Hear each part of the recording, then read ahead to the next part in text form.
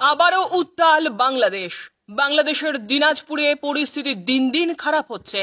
সূত্রের খবর, হিলি বর্ডারের ওপারে থাকা দিনাজপুরের পরিস্থিতি ভয়াবহ রূপ নিয়েছে।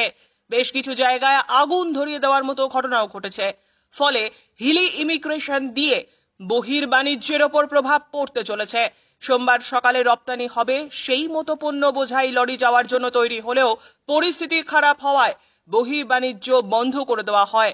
সতর্ক সীমান্ত বাহিনী। হিলির সমস্ত সীমান্ত এলাকায় কড়া নিরাপত্তা জারি করা হয়েছে। সীমান্ত রক্ষা বাহিনীর তৎপরতায় গত কয়েকদিন ধরে বিক্ষোভকারীরা বাংলাদেশের বিভিন্ন জায়গায় বিক্ষোভ করছে। পরিস্থিতি সামাল দিতে ফের বাংলাদেশে কারফিউ জারি করা হয়েছে। বন্ধ করা হয়েছে ইন্টারনেট পরিষেবা।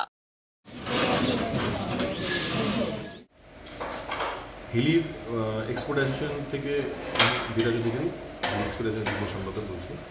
বর্তমানে হিলি অবস্থা, আজকে যে সব গাড়ি এক্সপোর্ট হওয়ার কথা ছিল, এখন সব গাড়ি আছে, কাঁচামাল নিয়ে সবাই উদ্বেগের মধ্যে আছে। জানি না কী হবে। বাংলাদেশের যা অবস্থান তাতে বাংলাদেশে শুনছি ব্যাংকে তালা মারা আছে, ওরা 3 দিন ছুটি ঘোষণা করেছে। এদিকে বাংলাদেশের পরিস্থিতি ভয়ানক খারাপ।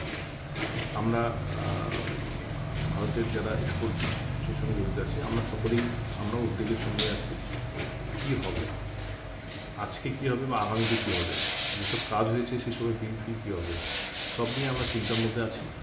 আজকে যে এই মুহূর্তে যে খবর পেলাম তাতে লোক পারাপাড়িও হয়তো বন্ধ হয়ে যাবে, কারণ বাংলাদেশের ব্যাংকে যে ওদের ট্যাক্স জমা হয় সেটাও বন্ধ হয়ে গেছে। এই মুহূর্তে আমি যেটা জানতে পারলাম, আগামীতে কী হচ্ছে। ব্যুরো রিপোর্ট, সংবাদ বাংলা টিভি।